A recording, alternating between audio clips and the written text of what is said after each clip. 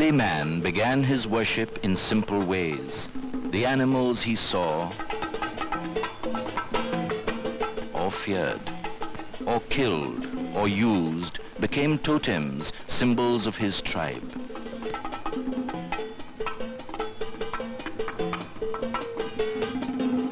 Nature was fearful, unpredictable, unknown, bigger than himself.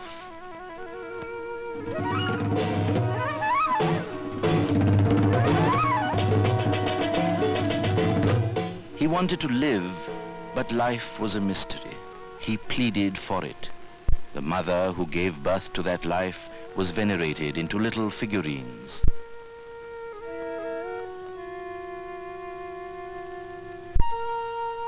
Death was fearful too, and led to a form of ancestor worship.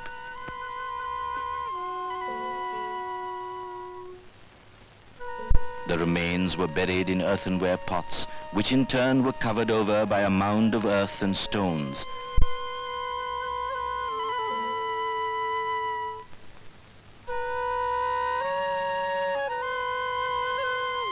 Examples of these megalithic burials still exist. To appease the gods, we formulated elaborate rituals of sacrifice. The familiar roadside shrines you see are a memory of that past, still alive. It was the Buddha who changed these forms of worship, who set us off on our rather exciting road to temple architecture. His remains and those of his disciples were buried at places made holy by his presence, in hemispherical stupas, a shape growing directly out of the earthenware pot. Around the main stupa, there gradually developed the Chaitya hall for worship, with its beautiful vaulted roof. This expanded further to rooms all round for monks and finally to the Buddhist monasteries themselves. But something happened to these starkly simple structures. They began to flower in periods of prosperity, encrusting the walls and pillars, roofs and ceilings with a people's expression. Stories from the Buddha's life came to live forever in stone.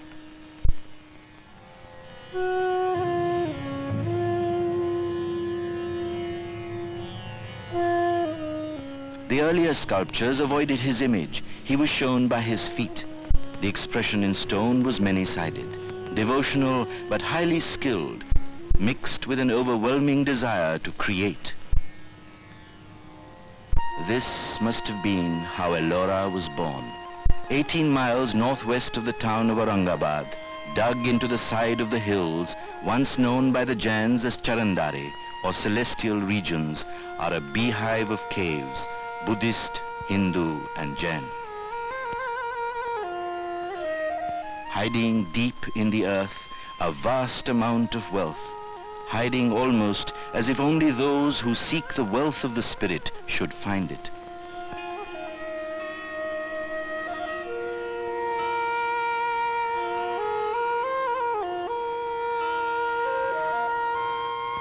There is just one exception, one monument open to the sky.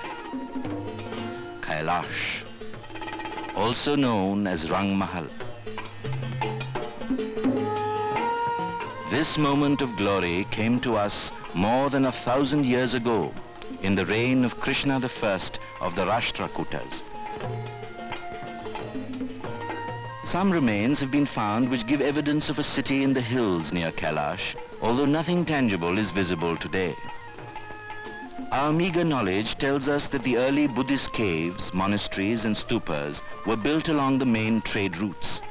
This was the experience of Sanchi, of Karli, and this makes sense because wealth was spent near to where it was made in abundance. There must have been other minor considerations of site. Water was vital. The villages around must be fertile, must sustain the monasteries. But most important of all would be the nature of the rock itself. You cannot chisel away at any type of rock without accepting defeat. The basalt rock at Ellora is a perpendicular outcrop, which means it runs at right angles to the ground. This makes the vertical cutting comparatively easy. The rock lies in horizontal layers. A whole layer can be removed. This is not to minimize the effort involved in Kailash. The conception is unique, the skill and execution beyond compare.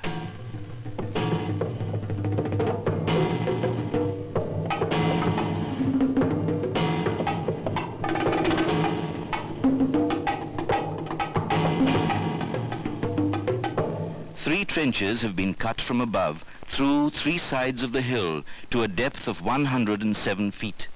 The measurements of the entire structure are 164 feet by 109 feet and rising to a height of 96 feet.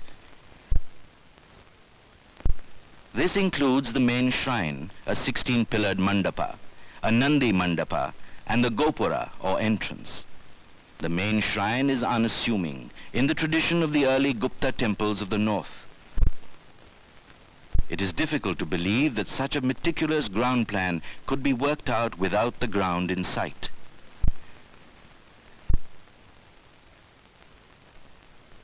The first floor plan, every inch of detail in it had to be fixed firmly in the mind before the cutting could begin. A hill had to be carved, nature to be transformed in accordance with the architect's vision. Scooping out too much would be an error impossible to correct.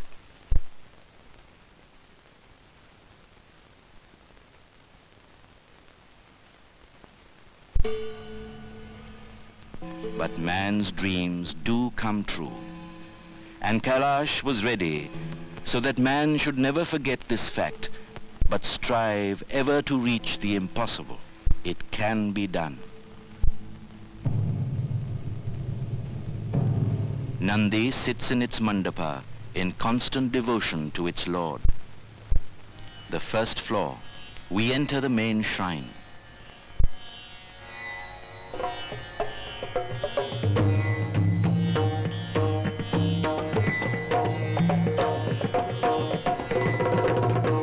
The mind is still unprepared.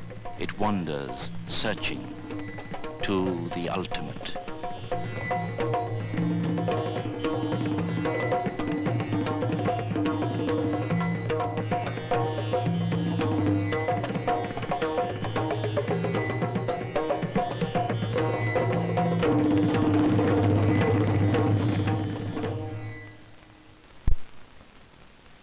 A cross-section shows the elaborateness of the plan which had to be followed throughout the cutting and carving.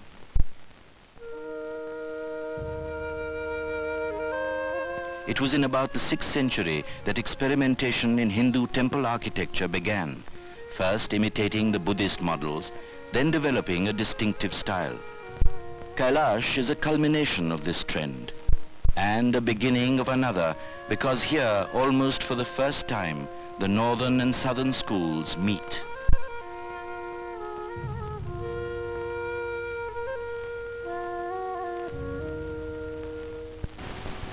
The main entrance faces west.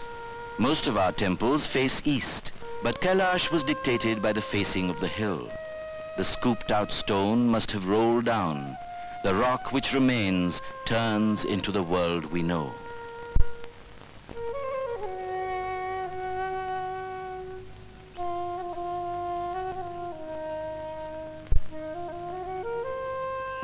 It is a world where men and gods mingle without fear.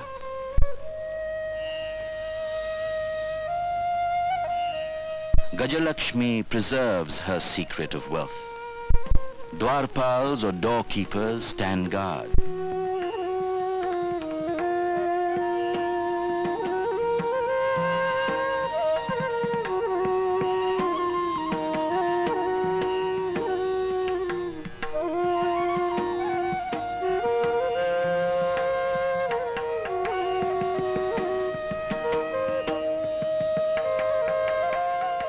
In the courtyard to the left of the temple stand the three river goddesses, the supreme Ganga with the Yamuna and the Saraswati by her side. Mothers not of men but of civilizations.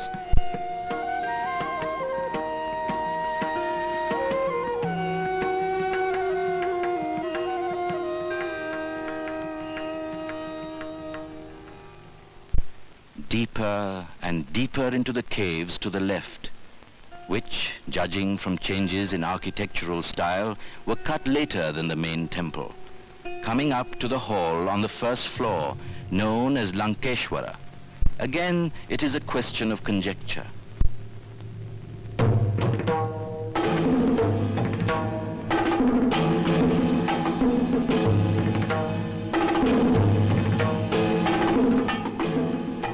Nothing remains which could tell us what the different sections of the temple were used for. Perhaps this was a hall for dancers to perfect their art in, to shed their earthbound illusions and draw their inspiration from the Lord of all dance, the great Shiva.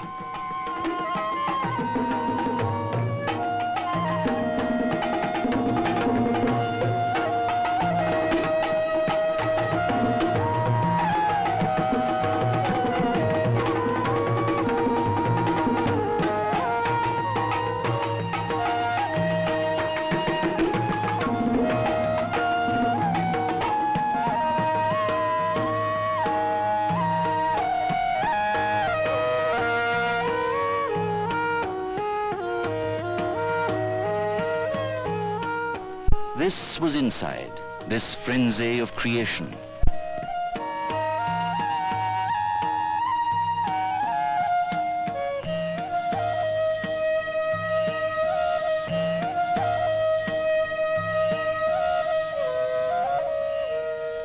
We are now in the northern part of the cloistered corridor, which has been cut along the three sides of the courtyard.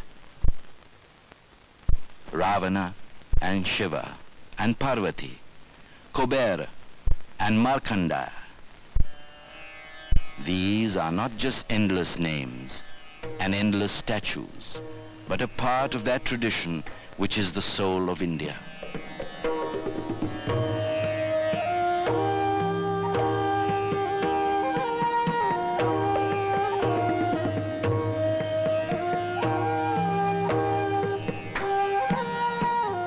We may not worship them, we may not love them, but we understand them in their infinite moods, in their wisdom and their folly, in their examples of vice and virtue, of anger and submission, or of love as the mighty Shankar weds the gentle Parvati.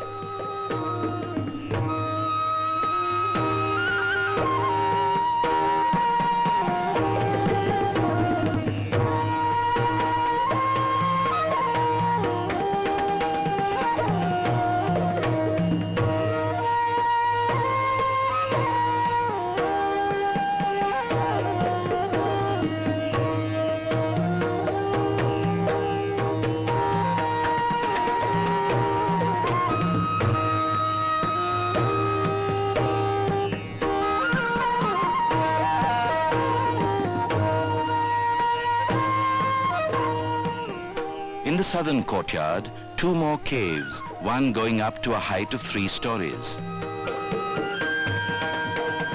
This is known as Paralanka.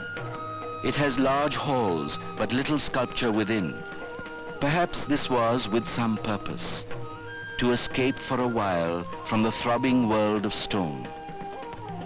For that is what it is, giving voice to the emotion of many ages telescoped into one experience.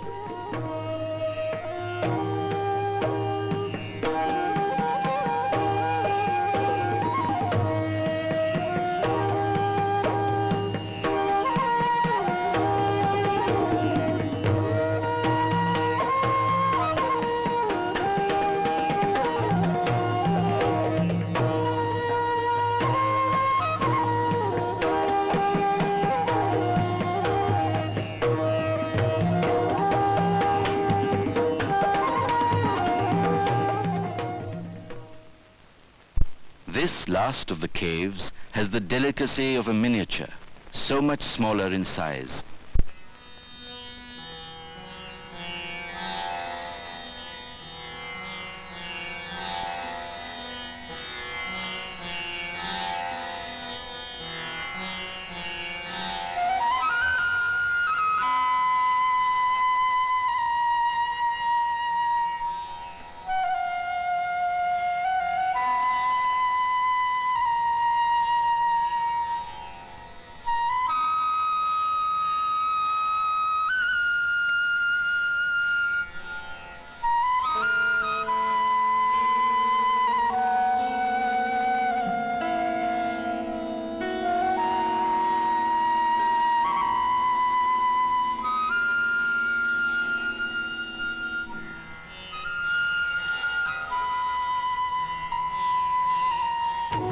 Cut into the outer wall of the main temple facing south is a record of the Ramayana.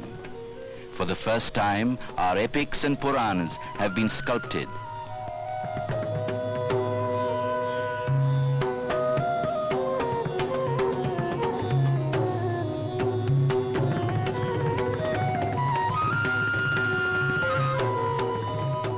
Although by the time of the Guptas, the secular character of the Ramayana, the Mahabharata, had disappeared, this is the first concrete representation of this change in their status.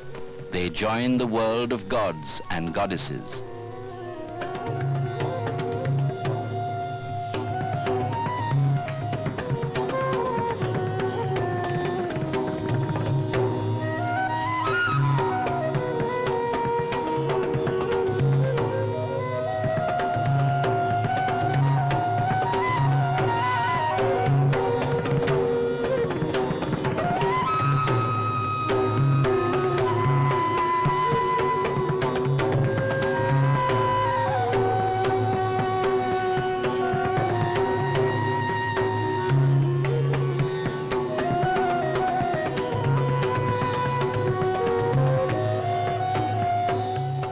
Vishnu, they say, he dreamt our world into being. Was Kailash also the dream of a single man, of Krishna of the Rashtrakutas?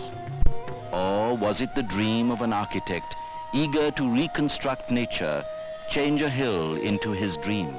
Or did the proud Rashtrakuta wish to commemorate his supremacy by doing the impossible, making a Mount Kailash on earth equal to the gods, yet open to the sky so that the gods could see it? This is sheer fantasy, of course. We know too little. Yet, when the frenzied Ravana shakes Mount Kailash and the great Shiva sits unperturbed, one is suddenly aware of one fact, that if man strives for perfection, it is within his reach.